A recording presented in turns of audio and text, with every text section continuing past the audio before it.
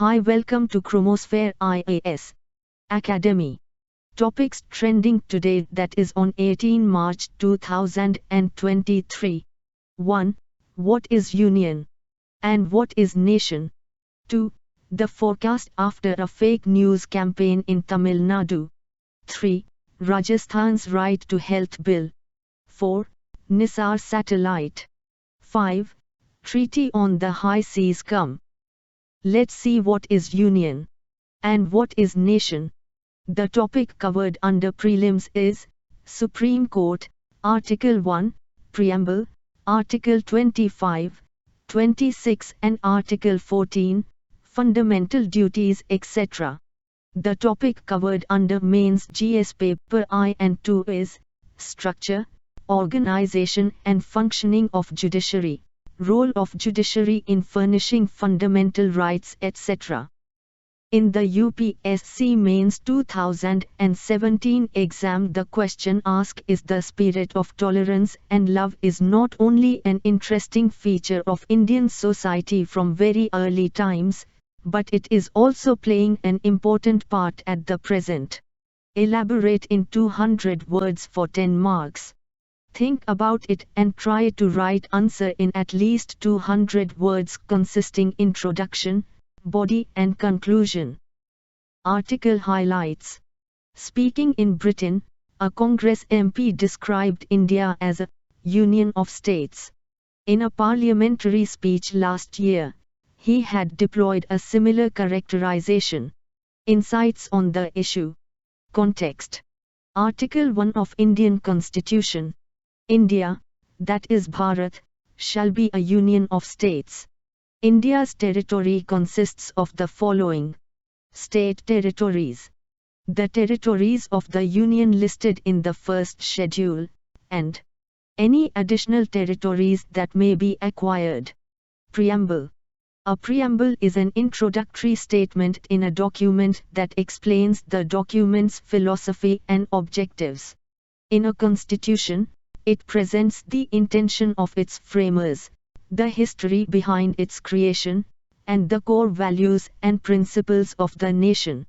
The preamble basically gives idea of the following things: objects, source of the constitution, nature of Indian state, statement of its objectives, date of its adoption. Critics against Congress Member of Parliament's stand about nation. They refer to the Constitution's preamble. 4 key objectives of the new polity: justice, liberty, equality and fraternity. Fraternity means assuring the dignity of the individual and the unity and integrity of the nation. Concept of nation. A nation is not simply a cultural entity. Togetherness, it brings the political and cultural units together. Ernest Gellner, nation means having a political roof over your cultural head. A civilization, a cultural unit, is a sovereign confluence of the cultural and the political. Example, Europe is a civilizational entity. It had more than 20 nations in the early 20th century. Many of these nations were so bitterly antagonistic that they even fought wars, including 2 world wars. England, Britain and France fought no less than 7 wars between 1689 and 1815, even though both were part of Europe. Indian Nationhood by John Strachey, British administrator in India, in 1888. There is not, and never was, an India, or any country of India, and that men of Punjab, Bengal, the northwestern provinces and Madras, should ever feel that they belong to one Indian nation, is impossible. India was a civilization, from which in the future might emerge several nations: Punjab, Bengal, Madras, if and when the British actually left. After independence, Indian federalism was indeed conceptualized in linguistic terms. What does Union of India include? The Union of India includes only the states enjoying the status of being members of the federal system and sharing the powers with the Union. The territory of India includes not only the states but also the Union territories and such other territories as may be acquired by India in future. Gandhi's position on religion and nationhood. On religion, Gandhi argued, if the Hindus believe that India should be populated only by Hindus, they are living in a dreamland. The Hindus, Muslims, the Parsis and the Christians who have made India their country are fellow countrymen, followers of different faiths are not different nations. On language, Gandhi was the father of India's linguistic federalism. In 1920s, Gandhi successfully campaigned for linguistically structured provincial organizations of the Congress Party. He was more interested in eliciting mass support for the freedom movement. In 1924, Gandhi got this idea extended to the governmental level. The official language or provincial governments, legislatures and courts, should be the vernacular of the province. Gandhi, multilingual politics was essential to nation building in India, not a violation thereof. Gandhi was anti-mill and anti-strike, a new kind of nation, non-European in substance and spirit, was to be constructed. Not only be multi-religious, which was not a fundamental problem for the European theorists and practitioners, but also multilingual, which was a novel idea. Gandhi in his newspaper Young India, 1970 Indian culture, stands for synthesis of the different cultures that have come to stay in India, that have influenced Indian life, and that, in their turn, have themselves been influenced by the spirit of the soul. Indian culture is neither Hindu, Islamic nor any other, holy. April 1931. It is a fusion of all and essentially Eastern. Everyone who calls himself or herself an Indian is bound to treasure that culture, be its trustee and resist any attack upon it. Way forward. For Gandhi, that glue was not language or religion, but a set of cultural and historical ideas, synthesis, tolerance and coexistence. The violent periods of Indian history were outliers from this trend line of coexistence. Congress Member of Parliament is not drawing that India is a union of states. His formulation requires a Gandhian amendment. India is also a nation, but in a non-European sense. Next topic is the forecast after a fake news campaign in Tamil Nadu. This is related to IT Rules 2021.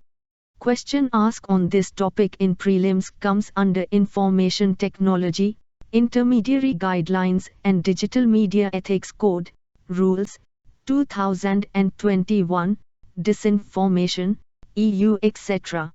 And in Mains GS Paper 2, Challenges to Internal Security Through Communication Networks.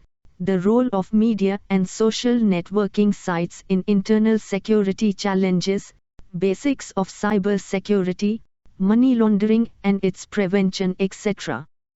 In 2019 UPSC mains exam question asked in the exam related to this topic for 10 marks and elaborate in 200 words, which is, what is the Cyber Dome project?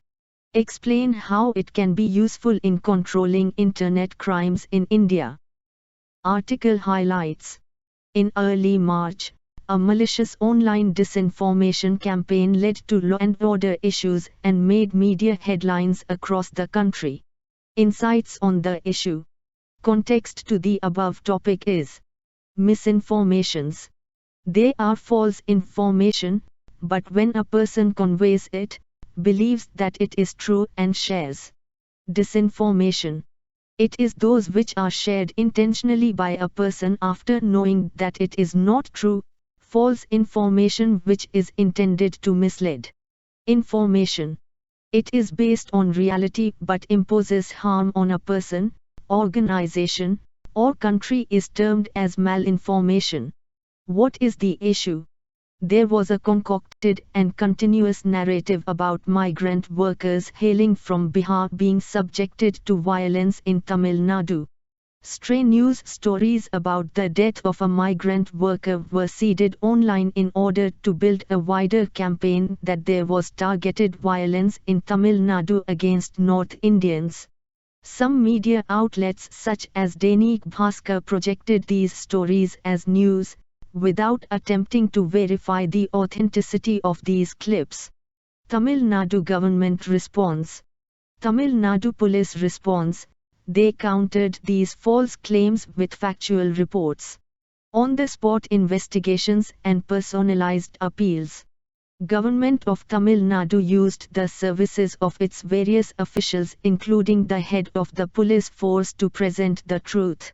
Helplines were set up by the Tamil Nadu government at the district level, particularly in the areas with a concentration of migrant workers. A high-level government delegation from Bihar also visited Tamil Nadu and confirmed first-hand that there was no truth to the rumors about migrant workers being targeted in the state. Measures overseas versus the Indian scene. The European Union, EU, has put out the Code of Practice on Disinformation 2022. EU Code includes transparency in political advertising, empowerment of fact-checkers and researchers, tools to flag disinformation, measures to reduce manipulative behavior. The United Kingdom has proposed an online safety bill which will empower social media platforms, intermediaries, to actively monitor problematic content.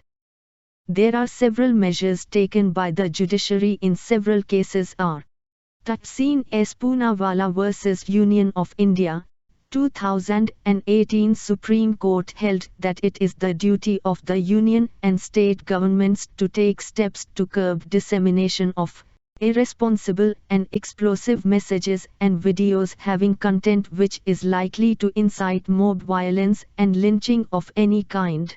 Alok Srivastava vs. Union of India, 2020. The Solicitor General of India has referred to the status report, the exodus of migrant laborers, during pandemic, was triggered due to panic created by some fake misleading news and social media. Government also takes measures against such misinformations are knee-jerk measures such as internet shutdowns across jurisdictions without due regard to the doctrine of proportionality. Government has granted itself greater powers to strike down any content that is found to be unpalatable. Section 6(9) of the Information Technology Act, 2000, the Union Government has blocked access to any information online that it considers necessary in the interest of the sovereignty and the integrity of India, the security of the state or public order. IT Rules, 2021, regulate content by online publishers of news and social media intermediaries. Draft amendments to the IT Rules, 2021 empower the Press Information Bureau, under the Union Ministry of Information and Broadcasting, to flag inaccurate and fake news related to government bodies on social media platforms amounts to disinformation. Let's see what is social media. It can be defined as any web or mobile-based platform that enables an individual or agency to communicate interactively and enables exchange of user-generated content. India is the second-largest online market, behind China. The majority of India's internet users are mobile phone internet users. Common social media platforms: Facebook, YouTube, WhatsApp, Instagram, Twitter. Let's see the way forward or the conclusion. The specter of disinformation that has been highlighted should not be disregarded so easily. The propagation of fake news will be one of the biggest threats to democracy in an election season, when most information is likely to be consumed through social media sources. It is apparent that disinformation campaigns have the potential to unfairly manipulate social and political outcomes. A more studied, comprehensive and calculated set of legislative actions is required if there is to be a balance between allowing free speech under Article 19 of the Constitution of India, and protecting citizens from falling prey to malicious disinformation. Though the overall damage this disinformation campaign has caused was contained on this occasion, it serves as an ominous indicator of what lies ahead in the lead-up to the general election in 2024, where voters will rely on information through social media more than any other source. Rajasthan's Right to Health Bill. This topic comes under GS Paper 2 Health, GS Paper 2 Federalism. Try to solve this question asked in 2014 Paper 2 in 200 words. Though the federal principle is dominant in our constitution and that principle is one of its basic features, it is equally true that federalism under the Indian constitution leans in favor of a strong centre, a feature that militates against the concept of strong federalism. The recently concluded budget session of the Rajasthan Assembly revived the debate around the Right to Health Bill. Rajasthan would be the first state government to establish and protect the legal rights of patients to access equitable healthcare services. Fault lines have emerged around the legislation's passage. Private hospital doctors object to the bill, citing it is hastily drafted, ignores ground realities and may tighten norms in an already over-regulated field. What does the bill say? The bill provides rights to patients and healthcare providers, places the obligation on the government to protect these legal rights and mandates the setting up of grievance redressal mechanisms. Rajasthan residents will be entitled to free checkups, drugs, diagnostics, emergency transport and care at all public health institutes, along with affordable surgeries. The bill frames medical services as a public service rather than a vehicle for making money. The bill further avers that no private healthcare facility should deny emergency care to anyone even if the patient is not able to pay at the time. Bill lays down 20 rights a state resident will be entitled to, including the right to informed consent, to seek information, in the form of medical records and documents, regarding diagnosis and treatment, to keep this data confidential and private and to receive treatment without discrimination based on caste, class, age, gender, among other markers. Clause 4 of the bill shifts the burden of responsibility in providing adequate medical services to the government.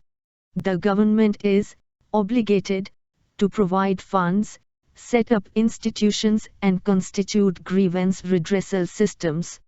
The bill also talks about the safety of healthcare providers and improving public health infrastructure. Clause 4 mandates that the government develop a human resource policy for health, ensuring the availability and equitable distribution of doctors, nurses and other healthcare workers at all levels of the system across regions. The Indian Constitution does not explicitly talk about a right to health.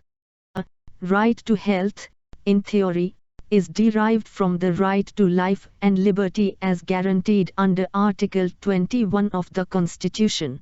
In Paschim Banga Khet Mazdoor Samiti v State of West Bengal, 1996, the Supreme Court averred that it is the government's responsibility to provide medical aid in the interest of bolstering public health. Why are people opposed to it? Ambiguity on funding private hospitals. The staunchest resistance to the bill has come from private healthcare providers, owing to the ambiguity around who will pay for the mandatory free-of-cost emergency treatment. After protests, the government has agreed to create a fund to reimburse any emergency care offered by the private sector. Skeptical on implementation, a designated right to health would do little to improve equitable patient access to facilities, just like a mandated right to education still suffers from challenges including lacking awareness, poor implementation, bureaucratic difficulties and inability in reaching last-mile access. Allegation of dilution. Health activists and civil society members point out there is no representation of local residents or healthcare workers in the state and district authorities proposed by the bill. Lack of clarity on certain items.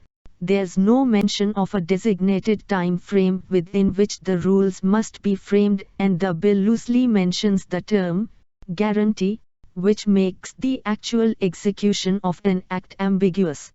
The development of the human resource policy for health is also without concrete plans. Conclusion.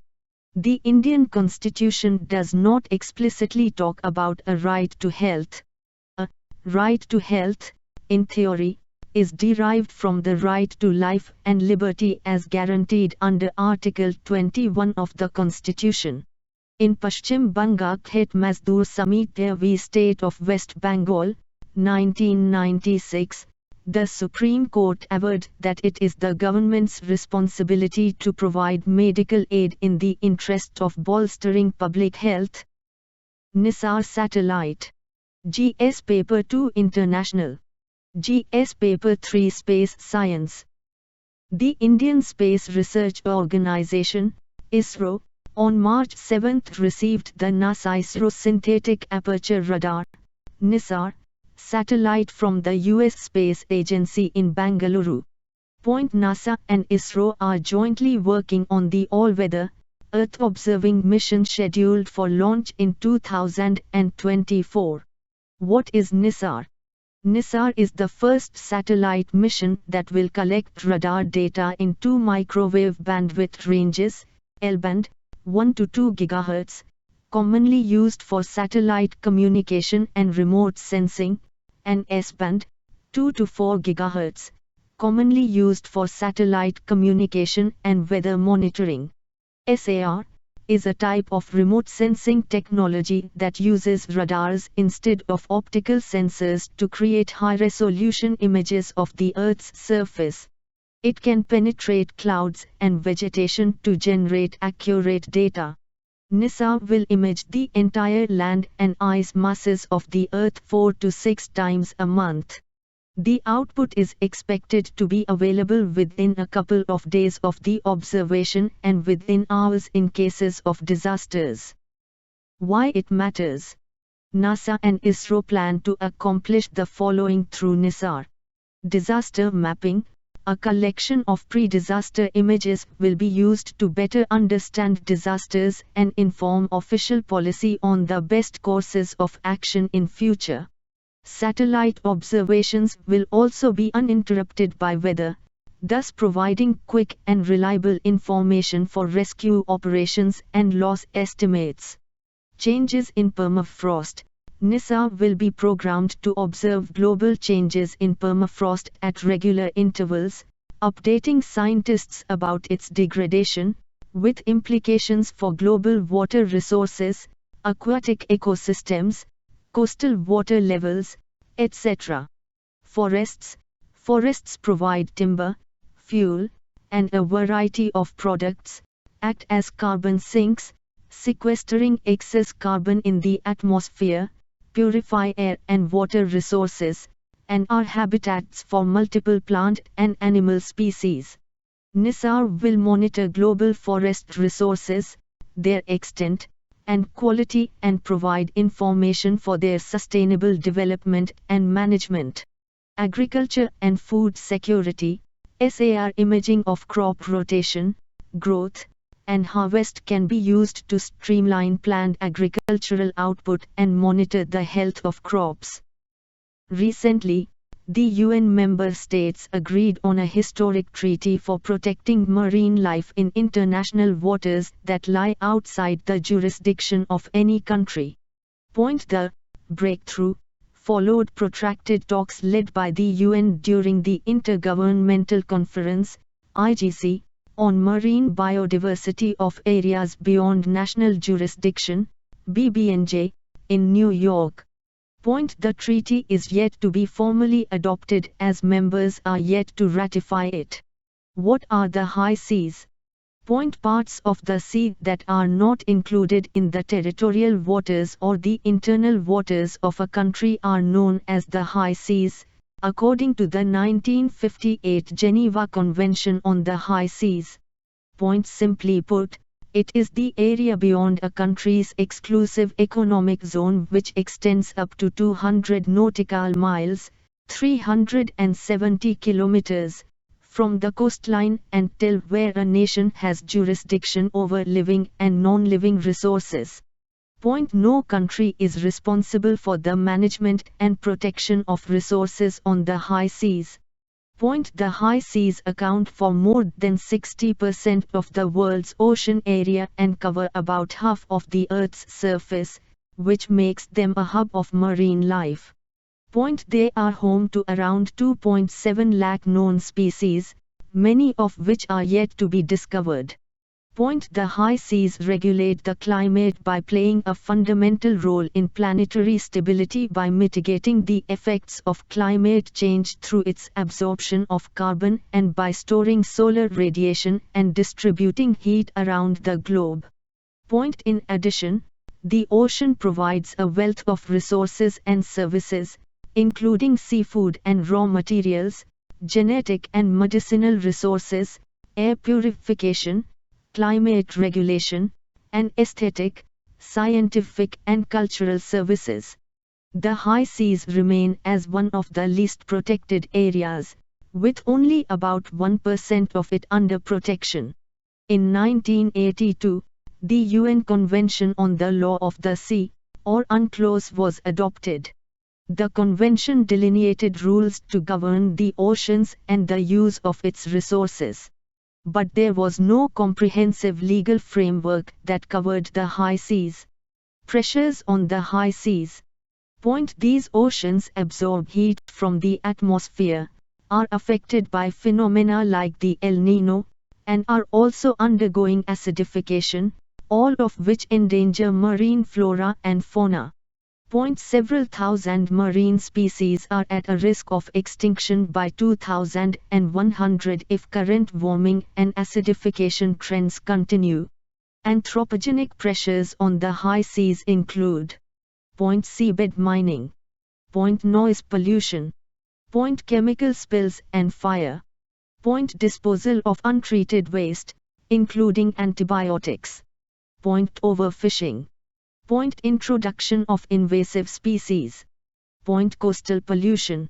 As climate change and global warming emerged as global concerns, a need was felt for an international legal framework to protect oceans and marine life. Long process to the treaty. After years of informal discussions, the UNGA decided in 2015 to develop a legally binding instrument within the framework of UNCLOS. Subsequently, the IGC was convened to frame a legal instrument on BBNJ. There were several hold-ups due to the COVID pandemic, hampering a timely global response. In 2022, the European Union launched the High Ambition Coalition on BBNJ to finalize the agreement at the earliest. At the Conference of Parties of the Convention on Biological Diversity, COP15, countries agreed to protect 30% of oceans by 2030, as part of the 30x30 pledge, made by the historic Kunming-Montreal Global Biodiversity Framework, GBF, in December 2022. Key features of the treaty. The draft agreement of the High Seas Treaty recognizes the need to address biodiversity loss and degradation of ecosystems of the ocean and proposes rules to protect oceans outside national borders and regarding the sustainable use of its resources. Point Access Benefit Sharing Committee. One source of tension during the talks was developing countries' access to benefits reaped from the commercialization of resources, especially genetic resources, extracted from the ocean. The treaty has agreed to set up an Access and Benefit Sharing Committee to frame guidelines. Point Peaceful Purpose. Activities concerning marine genetic resources of areas on high seas should be in the interests of all states and for the benefit of humanity. They have to be carried out exclusively for peaceful purposes. Point Environmental impact assessments. Before carrying out a planned activity, the member will have to undertake processes of screening, scoping, carrying out an impact assessment of the marine environment likely to be affected, identifying prevention and management of potential adverse effects. Point Rights of indigenous people.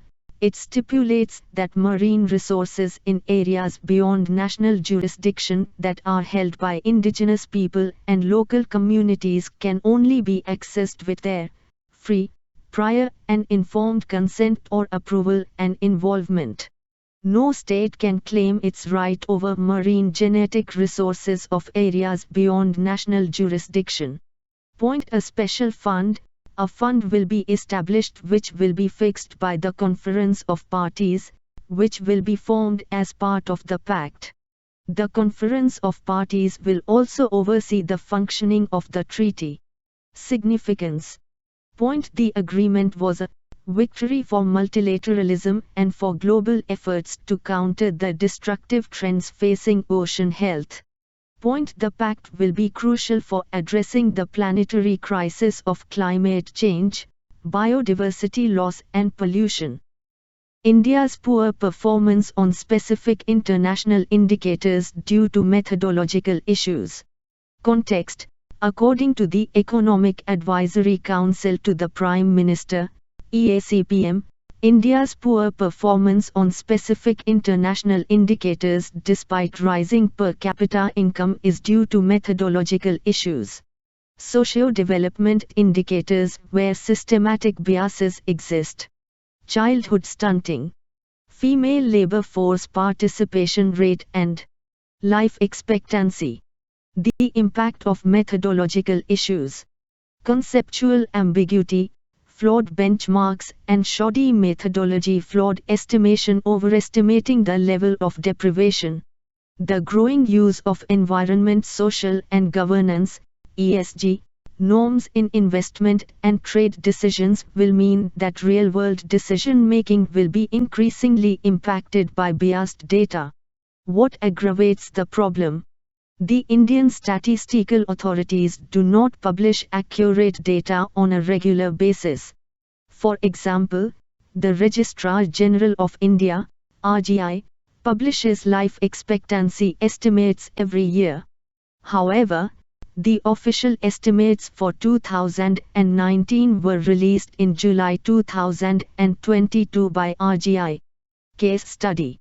The Global Hunger Index, GHI, of FAO captures three dimensions of hunger: insufficient availability of food, shortfalls in the nutritional status of children and child mortality, which is mainly attributable to undernutrition.